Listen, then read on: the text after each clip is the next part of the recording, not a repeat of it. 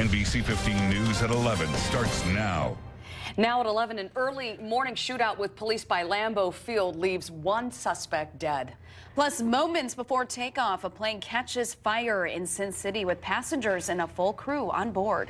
And out of jail, but not changing her mind, Kentucky clerk Kim Davis will continue to fight same-sex marriage. Good afternoon. I'm Christine Belport. And I'm Ashley Matthews. We start with developing news this morning. A police officer in Ashwaubenon shot and killed a suspect in an armed robbery. 3 officers tried to stop the car around 1 this morning. The suspect pulled into a hotel near Lambeau Field. Police say he got out with a gun and ignored officers' commands. The suspect and officers exchanged gunfire as he tried to make his way into that hotel. The suspect died at the hospital. This is your Weather Authority forecast. Weather looks very nice today. A lot of sunshine, comfortable temperatures, low humidity levels, and fairly light winds. 72 degrees by noon, 75 at 2 p.m., 77 the expected high, which will be right around 3 o'clock or so. Temperatures will then start to fall back a little bit. We do have some showers in the forecast for tomorrow, but all in all, a pretty nice weekend coming up. A little on the cool side for the weekend, but we'll break it all down for you coming up in just a few minutes. Charlie, thank you. Happening today, a vote will be held on a bill that would make it a felony to perform research using fetal tissue. A state assembly committee will take it up today. The Republican bill would outlaw selling, donating, and experimenting with cells, tissues, and organs from aborted fetuses.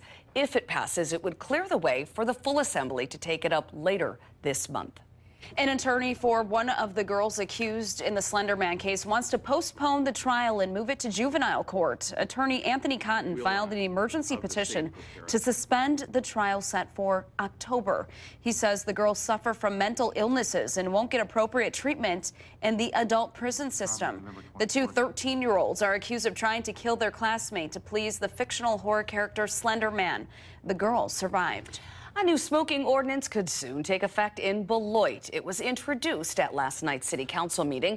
The proposal would ban smoking in front of all City of Beloit buildings. If it passes, you would have to smoke 30 feet away from that building.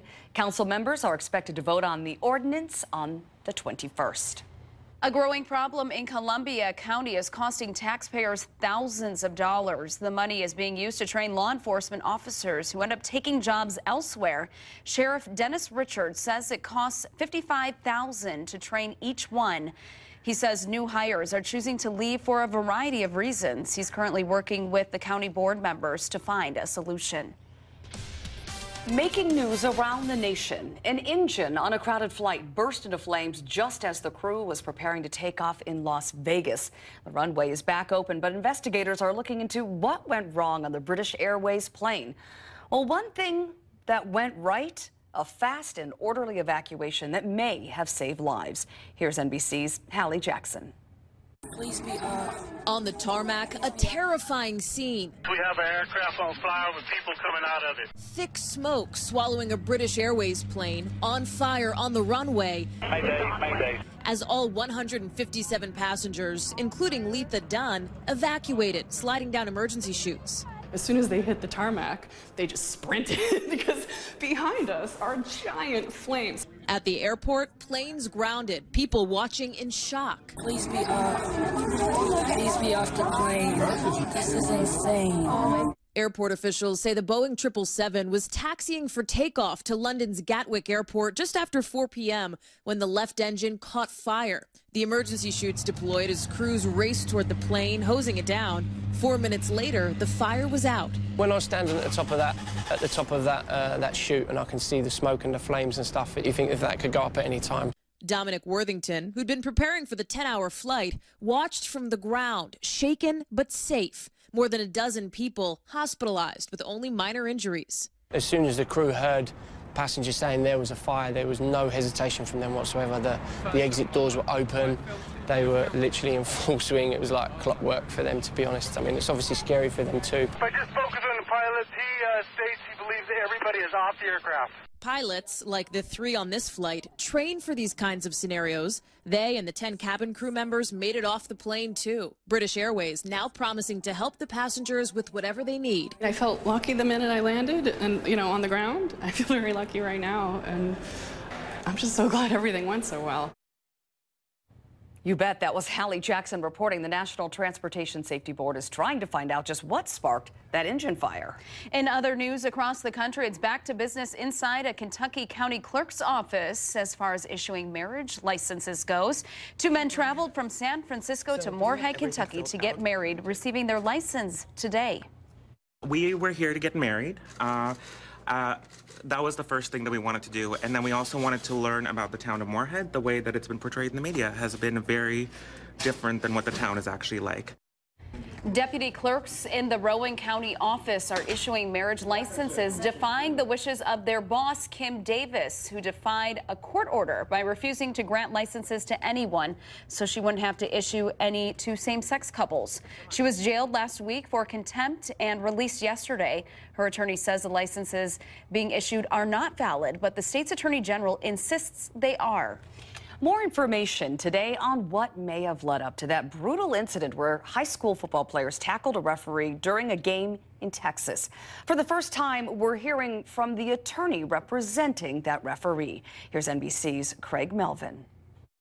This morning, for the first time, we're hearing the referee's side of the story. This wasn't passion turning to violence. This was premeditated crime. In his first television interview, Alan Goldberger, the lawyer for referee Robert Watts, says the way Watts was blindsided by one player and speared by another is a heinous crime. 2 crimes committed in a period of just a few seconds. Very, very ugly. But this morning, there are also accusations by some team members that Watts used inappropriate language. The players also allege racial slurs were directed at them by the umpire. A charge Watts' lawyer denies. He didn't make any racially charged or inappropriate comments to these or any other student athletes on the night of the game. Everyone admits the game was heated. 2 players ejected for fighting, although it's not clear which official made those calls. And school administrators are now also looking into a comment allegedly made by assistant coach Mac Breed. The students allege that an assistant coach said, "That guy needs to pay for cheating us," or words to that effect. Breed is on paid administrative leave while school officials conduct their investigation. He could not be reached for comment. The 2 players seen in the video have been suspended from the team, suspended from school, and now face a criminal investigation. Tuesday, the team was back on the practice field. School officials say the incident was shameful and does not reflect what goes on at John Jay High. At least one parent agrees.